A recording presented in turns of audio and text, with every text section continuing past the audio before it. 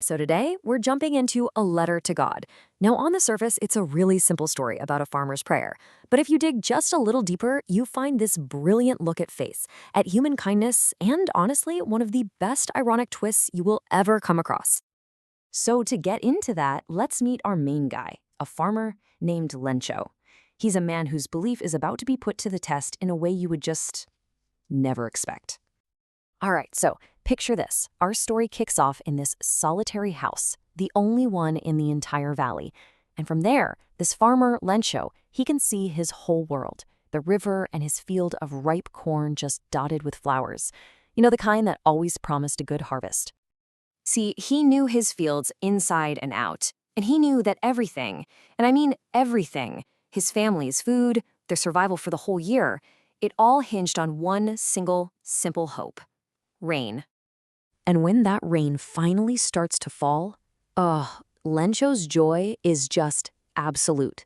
He's not just seeing water, he's seeing money. He's seeing his family's future literally raining down from the sky in the form of new coins. But you know how stories go. Just as quickly as that hope arrived, the weather takes a hard left turn. A really, really cruel one. Yeah, what started out as this total blessing just morphs into a complete nightmare. The gentle rain becomes this destructive hailstorm, and these huge hailstones, the story calls them frozen pearls, they just start battering the entire valley. And the damage? It is total. I mean, look at this. Before, you have this beautiful, promising field. And after, it's just white. As if someone dumped salt all over everything. The corn is gone, the flowers are gone, not a single leaf left. It's all lost. So you've got Lencho standing right there in the middle of his ruined field, and his soul is just filled with sadness. He even tells his sons that a plague of locusts, locusts, would have been kinder. The hail left them with nothing, literally nothing. But here's the thing, faced with total ruin, Lencho doesn't fall apart. Nope, he doesn't even turn to his neighbors for help. Instead, he pivots to the one and only source of help he believes in, the one he thinks can never, ever fail him. Even looking at this absolute disaster, his faith is rock solid. He hangs on to this idea that a higher power sees everything and will provide. And this unwavering conviction, it leads him to do something truly extraordinary.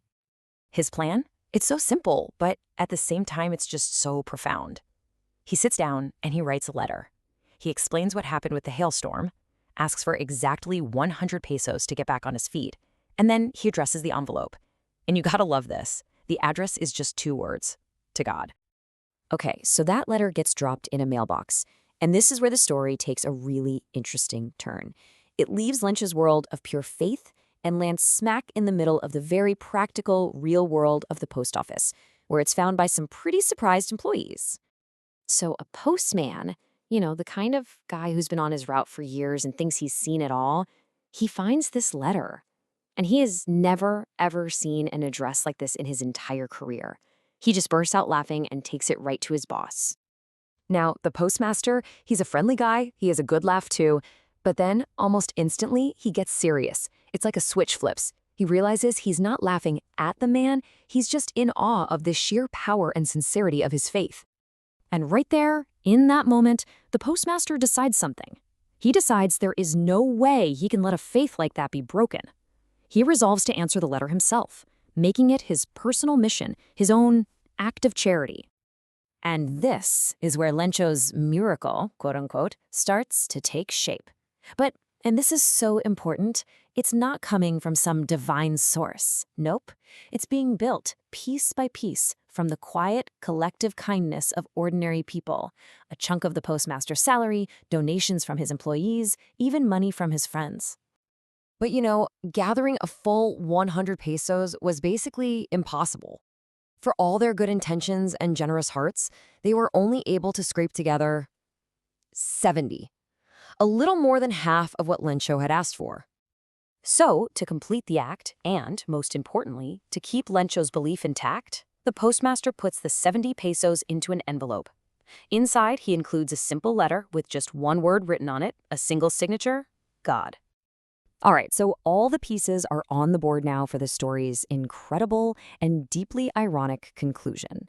What do you think happens when Lencho finally gets the answer to his prayer?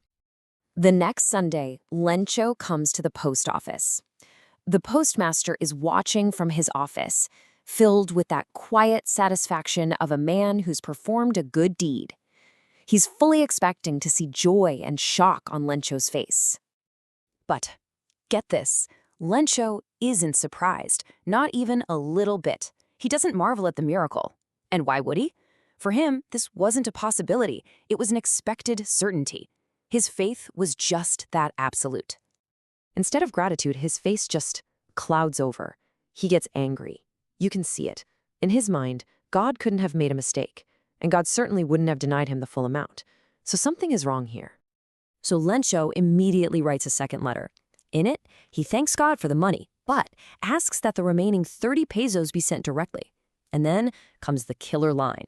Don't, he writes, send it through the mail, because the post office employees are a bunch of crooks who must have stolen it. And that's where the story leaves us. Lencho's faith is so strong, it makes him completely blind to the human kindness right in front of him. And the postmaster's kindness is totally blind to how it will be perceived.